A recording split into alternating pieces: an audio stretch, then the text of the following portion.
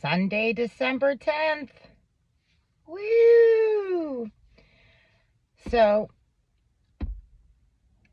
Guy has a military Christmas ball today. And he asked me about going to it probably about a month ago. And I was kind of like, maybe. What do you do? Like, what are you supposed to wear? And he's like, I'm not wearing my dress blues or some shit. He's like, I'm gonna wear a suit and tie, but it's like a pretty proper, like, dress kind of affair. And not that the dress code really matters, but I don't dress up. I think probably the only time in my life I was ever in a dress, besides when I was like a kid and couldn't control it, was whenever I was the maid of honor at my sister's wedding. And I went on a big weight loss kick and looked all right. Could have looked worse. And it was so uncomfortable. I don't do dresses. It was very whatever. And I'm just kind of like, yeah, I don't know. Maybe I'll go. And then he brought it up to me again a few days ago that it was today. And I was just kind of like, no, I'm sorry. I don't want to go. And it's not at all because of the criteria for what to wear. It was the overwhelming, like, total understanding now that something like a military Christmas ball for these pagans, it's Christianity, like, Christians think they're following good things, and it's like Canaanite pagan shit. Been so duped and tricked. But I know the risk I put myself in personally talking to people or someone who is not spiritually awake. And what a risk Guy is in my life, really. When you understand spirituality and all of this shit, it's a fucking total risk. And then I'm imagining how fucked up a tuna can, like a military ball, would be. It is just a building full of people who are so fucking traumatized, so fucking brainwashed, that I was just like, I'm so sorry. Like, I'm not going. I'm not putting myself in that position at all to have to go into a place like that and feel how negative the energies really are, while these people are all dressed up in, gowns and all of this shit, like, pretending to celebrate and be happy. And it's just, when you wake up, to go, for me, imagining going to a place like that, I feel like all I would see and feel is their misery and sorrow. And I kind of deal with that enough with one military member, let alone a shitload of them. So I'm like, I'm not going. And I kind of feel a little bad. I mean, I feel a little, a little bummed out for him that I'm not going, but we're also just talking. Like, neither of us give a shit about putting any kind of an official label on us talking, other than we're just doing our thing, and whatever happens, happens. Like, both of us have anxiety about labeling shit. And, so I don't know. I was just kind of thinking about that. And, I was kind of thinking about how Indigo 3s are perceived by certain people versus other people, and what the reality of that reality actually feels like and looks like. And I think there are certain people out there who read the lore about what they think or what to expect, or what they think that actually is. Like, I feel like there are certain people who understand Indigo 3s to be an angelic soul carrying a fallen soul, which is true, but that the fallen soul is just hitchhiking and being uplifted.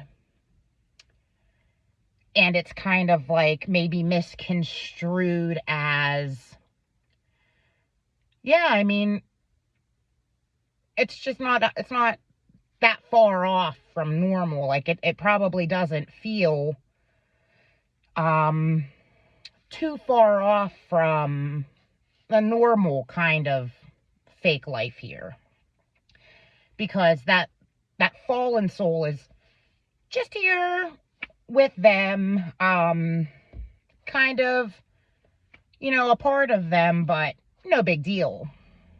And I don't think that's accurate. And I have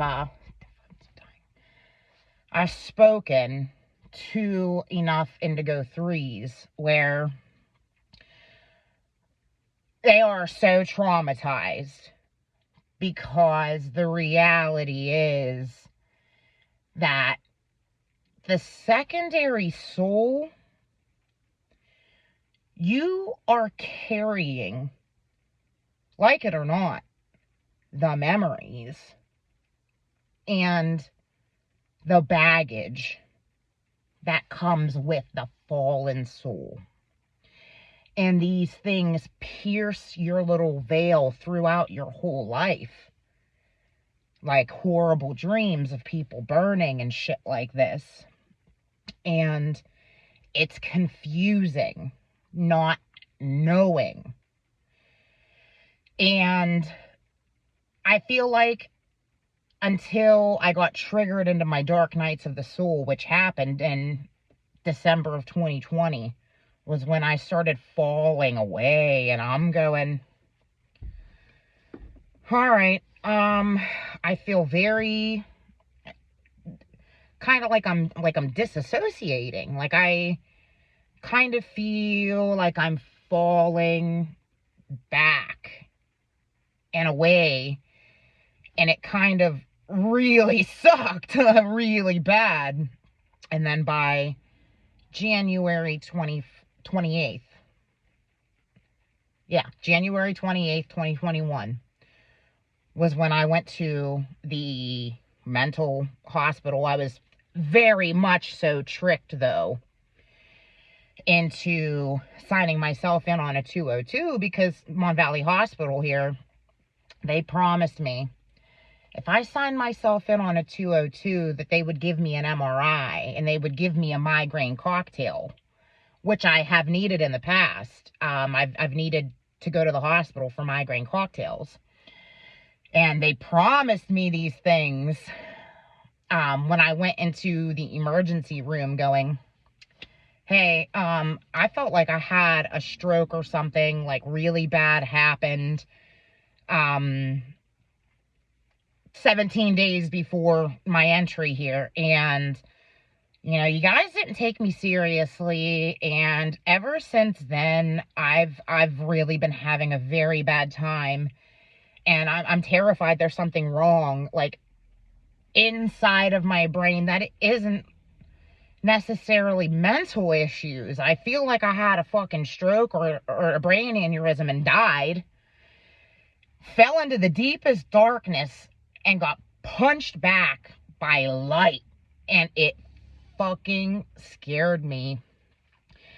And they promised me that if I signed myself in on a 202, that I would get the testing that I needed, and I would go up there and get my migraine cocktail. And then you go up and you do not receive any of these things. They lied. They literally fucking trick people into signing themselves in on 202s with promises of adequate medical care. And then when you're in there, it is very hard to remain calm. Very hard to remain calm, because you cannot leave there without a major mental diagnosis. You cannot go to a mental ward and leave there without a heavy mental diagnosis smacked right on you. And it is fucked up. But, I literally can't even. The Indigo 3s that I've spoken to are so traumatized by all of these things in their awakening. And until my dark nights were triggered, it was kind of like what maybe the other people who think that it's not a big deal. It kind of wasn't a big deal until my dark nights were triggered. And it triggered the awakening of both parties, both souls. And that's when shit became the fight. And I felt like, instead of the normal awakening route that somebody a little more normal would have to go through in their mind, it's like one path, one still very shitty path of awakening to pop yourself awake. It felt like I had to simultaneously go down a double path. Like you have to go through a normal path, but then you got to go through the fallen, their path at the same time. It's just what it felt like for me. And it was very difficult when I decided to go into my head, when I realized whatever the fuck is wrong with me is wrong with so many other people. And if I can figure out what the fuck is wrong with me, because I'm, compared to some others, I'm not that bad. But if I can find out what's wrong with me, I can find out what's wrong with a lot of people. And I went into my head, and it took me 8 months of shadow work to pop myself open and pop myself awake. And I had no clue what shadow work was. I did not know I was doing it. And then when I woke up, the shock and horror of a Kundalini awakening probably on the normal path is fucking horrific. It's so horrific. But when you pop awake in an Indigo 3 position, it is horrifying on top of infuriating. Like, infuriating that this is why they've let the mental health community fall this way. It is fucking infuriating. And then I was trying to go back and I was trying to find a specific video of mine. And I'm going back through like my earlier videos. It is so gross. It is so embarrassing to have to wake up and not know anything about religions or anything like that, and not think that all of these entities are actually real.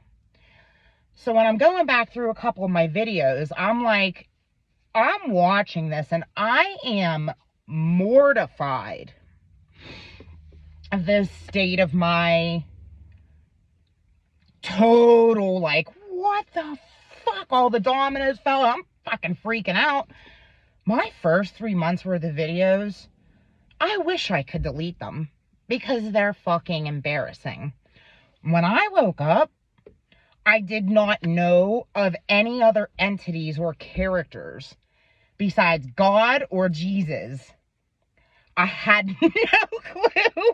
Like, I had no clue that anything else existed. And that sucks. That sucks so bad. And when I started going at my videos, because I'm like, shit, I literally just got thrown on this fucking stage. Like, whatever all of these spiritual people over here are saying, like, these people are saying shit that actually is more true than anything that anybody else over here thinks is true. And I'm trying so hard to figure this shit out, and it is so embarrassing. I'm like, I got taken away and I'm up, in some other reality or density or heavenly looking place. And it must have been like God or Jesus or somebody I was standing with. It had to be one of them two.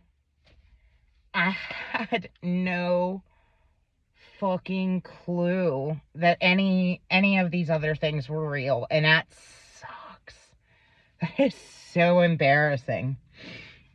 And Sarah Eckaldi, everybody knows I hold her in high regard because she is not being puppeted by Galactic Federation or Guardian Alliance or any of these things.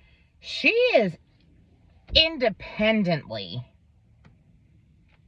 trying her best as one person to spread awareness of certain things. And because she does not affiliate herself with anybody the way that I will never affiliate with anybody at all, like any of these groups and shit, nope. I can point and go blah blah blah blah blah blah all day, and if you want to check it out, go ahead. Here's just my opinion. But she has a video about how prophecy can stop or halt spiritual awakening and all of these things. And I watched this video and I'm just going, I really wish I wish that I could make myself believe at a 51% that I'm just fucking crazy. And I wish that I can make myself believe that because I believe in this specific prophecy, this Elijah shit, that I'm just crazy. I never knew any of these things. Like, I never knew any prophecies. Like, I never knew anything. And my awakening was so vicious and so delicate. The unveiling of all of these things, like when the veil was lifted and my eyes were being opened to this possible, very shitty reality of mine, it took weeks for me to go and then find, like, that this actually was, like, a very real kind of a prophecy. And I can't stop. Like, I wish that I could shut my channel down. I wish I could lap my wounds and call it a fucking day and stop trying to figure anything out or help guide people to the people that look the least distorted information wise. But I literally can't. When this happened to me, I had to immediately act and speak out regardless of what the fuck I thought. Like, I literally had to immediately speak out because there's rules to the game. And these people out here identifying themselves, some of them have to. And I literally